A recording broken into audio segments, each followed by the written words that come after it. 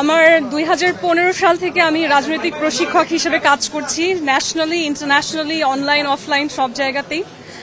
এখন আমাদের সমাজে একটা প্রচলিত ধারা থাকে যে সৌন্দর্য এবং বুদ্ধি একসাথে থাকতে পারে না, যে কারণে অনেক সময় মানুষ মনে করে যে যেই নারী দেখতে সুন্দর তার হয়তো জ্ঞান বুদ্ধি নেই, কিংবা খুব সিরিয়াস ওয়ার্কের জন্য মানুষ চায় নন গ্ল্যামারাস কাউকে।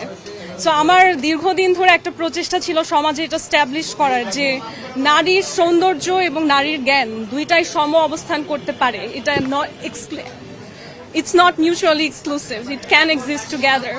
তবে রাজনীতিতে এসেছি কারণ নিজের সাথে আমি চরম অন্যায় হতে দেখেছি। আমি আমাদের কান্ট্রির যে ললেসনেস সেটা নিজে পর্যবেক্ষণ করেছি, এবং আমার দেশ কেমন করে আসলে তৃতীয় শক্তির কাছে বা বাইরের কোনো শক্তির কাছে নতজানু হয়ে যায়। নিজের দেশের নাগরিকের অধিকার যে আগে দেখতে হয়, সেই জায়গায় আমার স্টেট সক্ষমভাবে দাঁড়ানোর মতন অবস্থানে এখনো আসেনি বৈশ্বিক জায়গায়।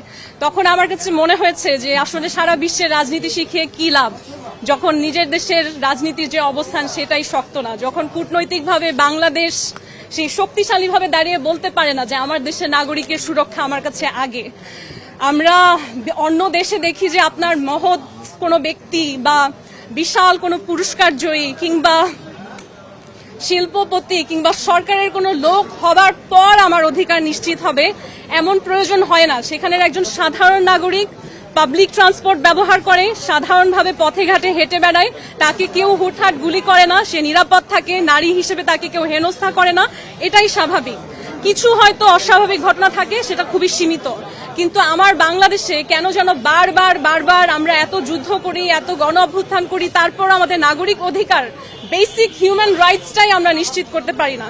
আমি রাজনীতিতে এসেছি কারণ নিজের জন্য ন্যায়ের কথা বলতে বলতে, প্রতিবাদ করতে করতে আমি বুঝতে পেরেছি শুধু আমার একার জন্য করলে হবে না। যখন আমার পুরো বাংলাদেশকে আমি এক করতে পারবো, আমরা সবাই মিলে ন্যায়ের জন্য লড়বো, তখনই আসলে আমার দেশ কূটনৈতিকভাবে শক্তিশালী হতে পারবে।